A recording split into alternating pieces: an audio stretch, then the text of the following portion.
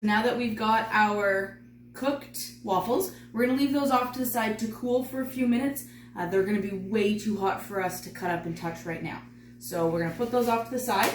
While those are cooling, we're going to move on to our fruit. So you can use any kind of fruit you want, any favorites out there. Doesn't matter, you can add on melons, you can add on apple slices, oranges, whatever you like. For the recipe that went out today, and with us, we're going to be using blueberries, strawberries, and bananas. In your kits, blueberries have already been washed and picked through. There's a yucky one right there. We don't want to have any yucky things in there, so we've picked those out. Always make sure that you wash your fruit really well, because we want to make sure that there's any pesticides, any little bugs that have come in. We want to make sure we're not eating those. So we're going to slice our banana. I might need to get Dave's help to open up this banana. Oh, I got it. So we don't need to wash bananas, but we want to make sure that we're taking a look that we've got good fruit. So there's some bruising on this. So we're just going to take our knife and we're just going to nicely kind of get rid of some of that icky. Don't go too deep, and always when you're using a knife, go away from your body, okay? So we're just going to slice those. I would say about 1 centimeter thick, enough so that they'll go on the skewer. I mean, if you want to go wider, you can. It's all personal preference. So it doesn't take very long. And again, I'm using the knife down on the cutting board. My fingers are further away from the knife. If I'm doing this or I'm messing around with it, I might cut myself. So I'm going to hold the banana back here a bit more. And I'm going nice and slow. Never a race in the kitchen. So we've got our bananas. Now our strawberries have been pre-washed. Another really cool hack with our strawberries that you can try at home. It's really annoying to get in there to cut those out and then you smash your strawberry and it's no fun. So what you're going to do is you're going to take a straw and your strawberry. You're going to take the straw and you're going to go up. You might have to push a little hard, but it shouldn't be too much. Up through the bottom, and you're going to push all the way through. Bam. Just like that. You can pull the green part out. There's your strawberry top, and now you have a nice clean strawberry ready to go. And we are going to put these in half. Okay, so again, I've got my strawberry here. You can reuse the same straw. You're going to go in, and see I'm just wiggling it a bit. You might need to do that. And then just push a little bit harder at the top. And I've popped off the main core. Now, if there is still some green left, that's okay. You can just pick that part off with your fingers, or you can take the straw through again, or get an adult and just very gently just cut out that yucky part. And again, not using the knife towards me. Okay, and then we're gonna put our strawberry down. Because this is a bigger strawberry, I'm gonna quarter it. When you're cutting, you wanna make sure that you're not cutting with your round side down, because that's more of a part where you might cut yourself. So you want to make sure your flat surface is down, and that way it's secure. And then my knife is just going to go through. And one more time, just showing that you can do this on a big strawberry too.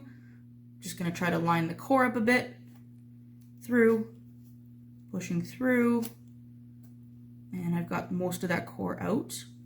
And because this is a big strawberry, I'm just going to do it again. Because we're cutting our strawberries in half, it doesn't really matter that we're going to have a big hole in them.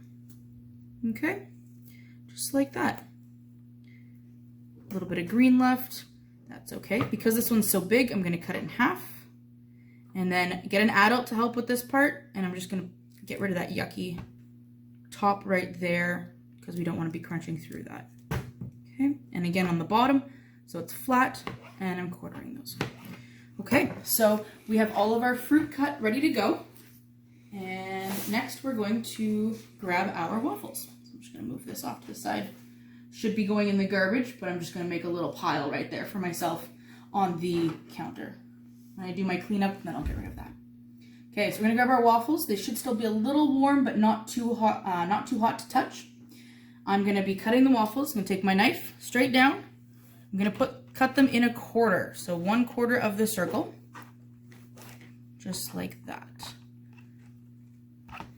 So you cut those in half, and then in half again. If you want to get more fancy, you can just cut your waffle in half and kind of do a wrap, a squiggle wrap on your skewer, but this is kind of the best way to get the most fruit and waffle ratio, if you will. So I'm just gonna do 4 waffles for right now, but you're gonna wanna do this to all of your waffles at home. Oops, I ripped that one, that's okay. And finally, we're gonna assemble everything all together. So you're gonna take your skewer stick. You've got a blunt end and a pointy end. This is the pointy end that we're gonna want to use to make our, to build our kebab skewers. Please don't poke other people at home with these. Please be careful that you're not swinging them around. They do hurt. So we're gonna start. We're gonna put a piece of waffle on, push that to the end, and then we're gonna do a strawberry and another piece of waffle. You can go in any order you'd like. Doesn't have to go strawberry, banana, blueberry, or if you're using any other fruit. Blueberries might be a little bit more tricky to put on that skewer, so I'm gonna put on 2 blueberries in a row, and then a piece of waffle, and a strawberry, and I'm gonna end mine with a waffle. So we've got a couple of pieces of fruit and waffles, and there we go. It can go in whatever order you'd like, and you're gonna make up all of your skewers so that they look like that. And then we're gonna get to the fun part, the extra little bonus. So you have your container of icing sugar. You also have a container with some syrup in it. You can drizzle some syrup on top or put it in the container and just use it to dip. I like to be a little fancy, so I'm gonna drizzle that all over that. And then you can take your powdered sugar and you can just sprinkle a little bit. It's not sprinkling very well. I'm gonna grab a fork. And this is another little trick. You can put a little bit and then just tap your fork. And then it gives it a very fancy restaurant look. You've got lots of icing sugar in your package. And if you're at home, put some in a bowl separate so that you're not sticking the fork back into the brand new the new package. Always put something separate. And there you go. We have our waffle French toast kebab skewers. And Dave, why don't you have a taste of that? Let me know how it tastes.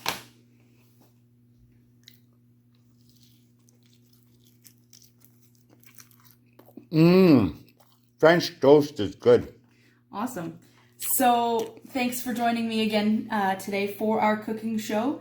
The video in the comment section below the video is the full recipe, as well as posted on our Facebook page in one of the picture sections. Make sure you sign up for next week's cooking video kit with us at the club, and make sure to follow along from home. We're going to be making quesadillas. Bye.